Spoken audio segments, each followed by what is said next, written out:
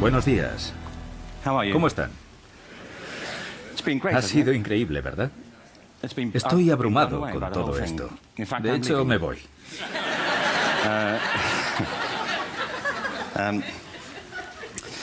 Se han mencionado 3 temas en este congreso que tienen que ver con lo que quiero decir. Uno es la extraordinaria creatividad en todas las conferencias que hemos escuchado y en todas las personas que están aquí, tanto por su variedad como por su alcance.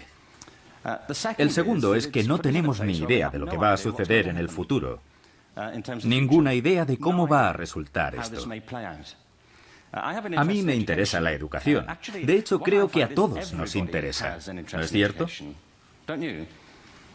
Miren, esto es muy curioso. Si estás en una fiesta y dices que trabajas en educación, bueno, si trabajas en educación no vas muy a menudo a fiestas. No te invitan.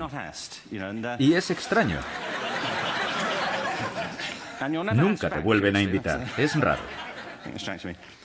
Pero si vas y alguien te pregunta ¿en qué trabajas? Y dices que en educación, ves cómo se ponen pálidos y piensan, oh Dios, ¿por qué a mí? Para una noche que salgo. Pero si les preguntas por su educación, te arrinconan y no paran de preguntarte. Porque es una de esas cosas que llega a la gente, como la religión o el dinero. Yo tengo un gran interés por la educación. Creo que todos lo tenemos. Y ese interés se debe en parte a que la educación es lo que nos va a llevar hasta ese futuro que no podemos comprender. Fíjense, los niños que comienzan la escuela este año se jubilarán en 2065. Nadie tiene una pista, a pesar de todos los expertos a los que hemos escuchado estos últimos días, de cómo va a ser el mundo en 5 años. Y sin embargo se supone que educamos a los niños para ese mundo. Así que creo que hay una gran incertidumbre. Y lo tercero es que todos estamos de acuerdo en las extraordinarias capacidades que tienen los niños. En su capacidad de innovación. Anoche, por ejemplo, Serena fue una maravilla, solo con ver lo que hace. Es fantástica, pero no creo que ella sea una excepción entre todos los niños. Es una persona extraordinariamente aplicada que descubrió su talento. Yo estoy convencido de que todos los niños tienen grandes talentos, que desperdiciamos sin piedad. Así que quiero hablar de educación y creatividad.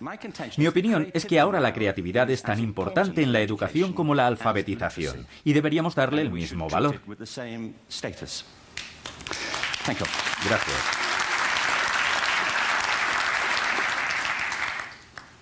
Por cierto, eso fue todo. Muchísimas gracias. Así que me quedan 15 minutos. Bueno, yo nací en... No. Hace poco me contaron una historia sobre una niña de 6 años que se sentaba en la parte de atrás de la clase. Su profesora comentaba que nunca prestaba atención, pero que en clase de dibujo sí. Así que se acercó a ella y le preguntó, ¿qué estás dibujando? Y le dijo, estoy dibujando a Dios. Pero nadie sabe cómo es Dios, respondió la profesora. Y la niña contestó, lo sabrán en un minuto.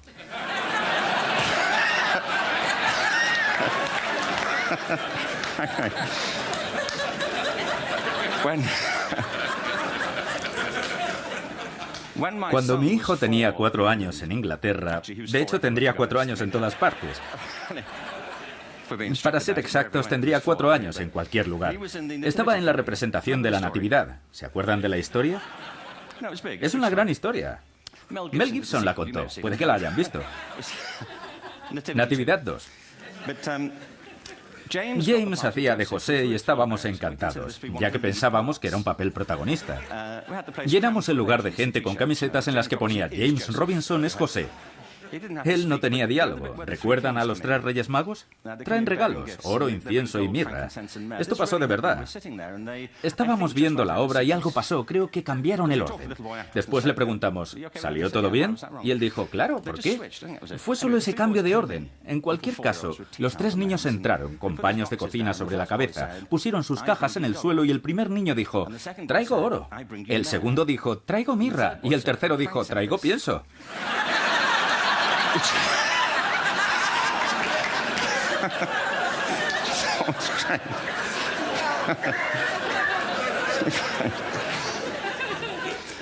Con esto quiero decir que los niños se arriesgan. Si no saben hacer algo, lo intentan. ¿Verdad? No tienen miedo a equivocarse. No estoy diciendo que equivocarse sea lo mismo que ser creativo. Lo cierto es que si no estás dispuesto a equivocarte, nunca se te va a ocurrir algo original. Si no estás abierto a equivocarte. Pero cuando llegan a adultos, la mayoría de los niños ha perdido esa capacidad. Tienen miedo a equivocarse. Y por cierto, dirigimos así nuestras empresas. Estigmatizamos los errores. Hemos creado sistemas educativos en los que cometer errores es lo peor que te puede suceder. Y el resultado es que estamos educando a la gente para que abandone sus capacidades creativas. Picasso dijo que todos los niños nacen artistas. El problema es seguir siendo artistas al crecer. Estoy convencido de que no nos volvemos más creativos al crecer, sino más bien al contrario. La educación nos hace menos creativos. ¿Y por qué es así? Yo vivía en Stratford-on-Avon hasta hace 5 años que nos mudamos a Los Ángeles. ¿Se pueden imaginar lo suave que fue ese cambio? De hecho, vivíamos en un lugar llamado Snitterfield, a las afueras de Stratford, donde nació el padre de Shakespeare. Seguro que nunca habían pensado que Shakespeare tuviera un padre. Y eso es porque nunca pensaron en Shakespeare de niño. ¿Se lo imaginan a los 7 años? Nunca pensé en ello, pero en algún momento tuvo esa edad y estaría en la clase de alguien.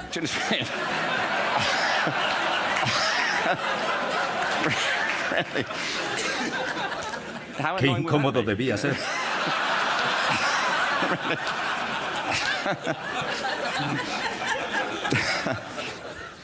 Debe esforzarse más. Su padre le diría, vete a la cama. Deja ya ese lápiz. Y no hables así. Nos confundes a todos.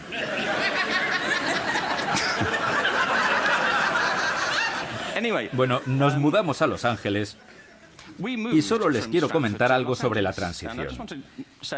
Mi hijo no quería venir. Tengo 2 hijos. Él ahora tiene 21 y mi hija 16. Él no quería venir porque tenía una novia en Inglaterra. El amor de su vida, Sarah. Llevaban juntos un mes. Y ya habían celebrado varios aniversarios. Porque a los 16 eso es mucho tiempo. En el avión estaba muy alterado y me dijo, nunca encontraré a otra chica como Sarah. Y a decir verdad, estábamos contentos por eso.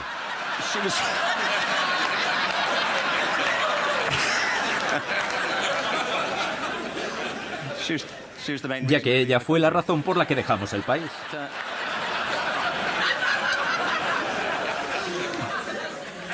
Cuando te trasladas a Estados Unidos o viajas a otros países, te das cuenta de que todos los sistemas educativos del mundo tienen la misma jerarquía de materias. No importa a dónde vayas, en lo más alto están matemáticas y lengua, luego humanidades y por último las artes, en todo el planeta. Y en casi todos los sistemas hay jerarquías dentro de las artes. Arte y música tienen un estatus más alto en las escuelas de danza y arte dramático. No hay ningún sistema educativo que enseñe danza todos los días de la misma forma que enseñamos matemáticas. ¿Por qué? ¿Por qué no? Yo creo que es importante. Las matemáticas son muy importantes, pero también la danza. Los niños bailan todo el tiempo cuando les dejamos. Todos lo hacemos. Tenemos cuerpos, ¿no? ¿Me perdí esa charla? Lo que ocurre es que cuando los niños crecen, los educamos progresivamente de cintura hacia arriba. Y después nos concentramos en sus cabezas, en un lado de la cabeza. Si un extraterrestre observara nuestra educación y preguntara ¿para qué sirve la educación pública?, teniendo en cuenta el resultado de quienes tienen éxito en este sistema, de quienes hacen todo lo que debe, de los ganadores, tendríamos que concluir que el propósito de la educación pública en el mundo es producir profesores universitarios. ¿O no? Son las personas que salen adelante. Yo solía ser uno de ellos, así que... Y me gustan los profesores universitarios, pero no deberíamos considerarlos como lo máximo a lo que puede aspirar la humanidad. Es solo una forma de vida. Son raros, y lo digo con afecto. Basándome en mi experiencia, los profesores tienen algo curioso. No todos, pero en general viven en sus cabezas. Viven ahí arriba y un poco hacia un lado. Están fuera de su cuerpo, de manera casi literal. Ven su cuerpo como un medio de transporte para sus cabezas. Una manera de llevar su cabeza a las reuniones.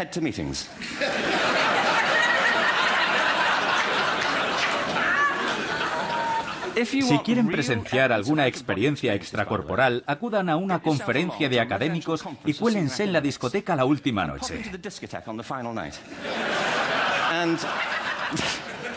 Y ahí los verán, hombres y mujeres adultos contorsionándose. A destiempo.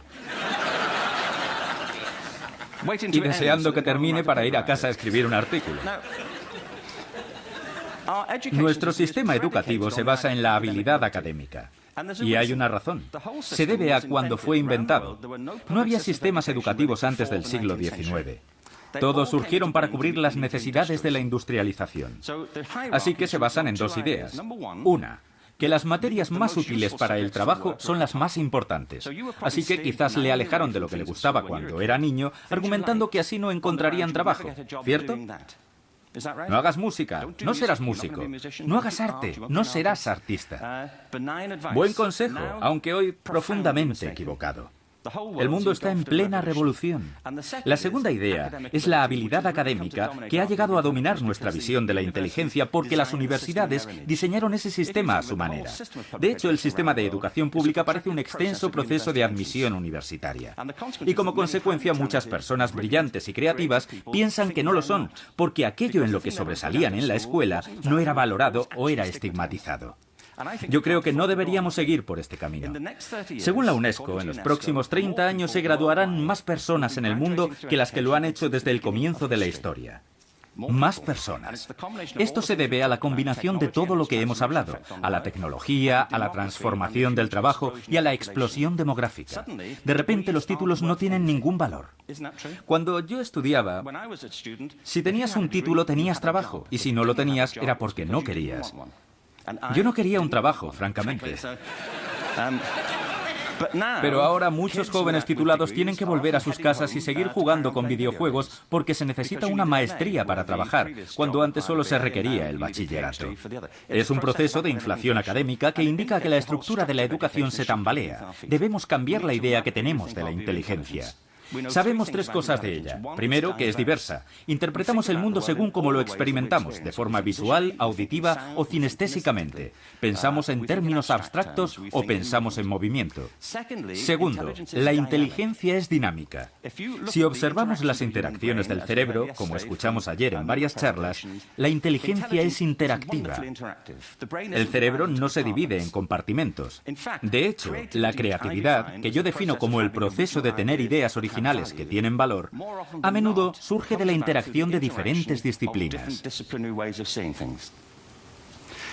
En el cerebro hay un haz de nervios que une sus dos mitades, llamado cuerpo calloso. Es más grueso en las mujeres. Siguiendo con lo que dijo Helen ayer, creo que quizás por eso las mujeres son capaces de hacer varias cosas a la vez. Hay muchas investigaciones, pero yo lo sé por mi experiencia personal. Cuando mi esposa cocina, no muy a menudo, por suerte. No, ella cocina bien algunas cosas, pero a la vez que lo hace, habla por teléfono, habla a los niños, pinta el techo, opera a corazón abierto. Si cocino yo, la puerta está cerrada, los niños fuera, el teléfono descolgado y me enfado si ella viene. Terry, por favor, intento freír un huevo.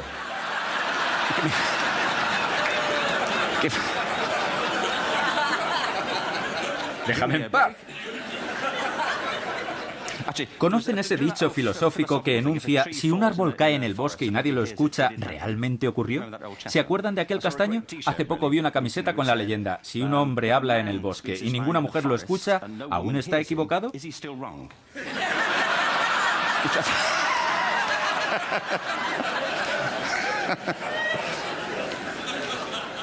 Y lo tercero es que la inteligencia es única. Estoy escribiendo un libro que se titula Epifanía y recoge una serie de entrevistas sobre cómo algunas personas descubrieron su talento. Un tema que me fascina y que surgió por una conversación que tuve con una mujer de la que quizás no hayan oído hablar. Se llama Gillian Lynn. ¿Les suena? Algunos sí. Es coreógrafa y todos conocemos su trabajo. Ella hizo Cats y El fantasma de la ópera. Yo estaba en el consejo del Royal Ballet en Inglaterra, como pueden ver. Comí con Gillian un día y le pregunté, ¿cómo llegaste a ser bailarina? Y ella me contó que no era buena estudiante. Entonces, en los años 30, escribieron a sus padres de la escuela diciendo, creemos que su hija tiene un trastorno de aprendizaje. Ella era nerviosa y no se podía concentrar. Hoy lo llamarían déficit de atención, pero eran los años 30 y no se conocía ese trastorno. La gente no sabía que podía tener eso. Gillian fue con su madre a un especialista. Era una habitación de paneles de roble y a ella la sentaron en una silla, en un rincón. Estuvo ahí durante 20 minutos mientras el médico y su madre hablaban de los problemas que tenía en la escuela, que si molestaba a los niños, no hacía los deberes, etc.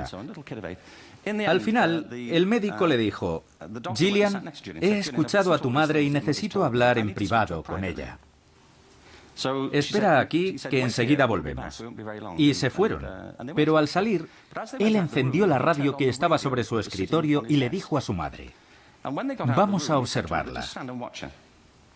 Gillian se levantó y comenzó a moverse al ritmo de la música. Entonces el médico le dijo a su madre, señora Lynn, su hija no está enferma, es una bailarina. Llévela a una escuela de danza. Le pregunté, ¿qué pasó? Ella dijo, me llevó y fue maravilloso. Aquel lugar estaba lleno de personas como yo. Gente que no se podía estar quieta, que tenía que moverse para pensar. Practicaban ballet o danza contemporánea.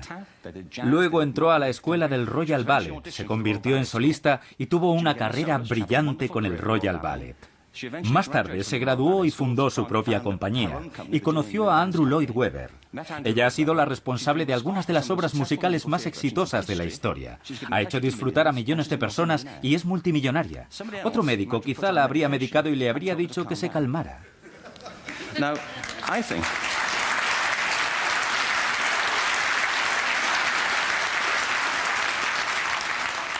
De esto se trata. Al Gore habló la otra noche sobre ecología y sobre la revolución iniciada por Rachel Carson.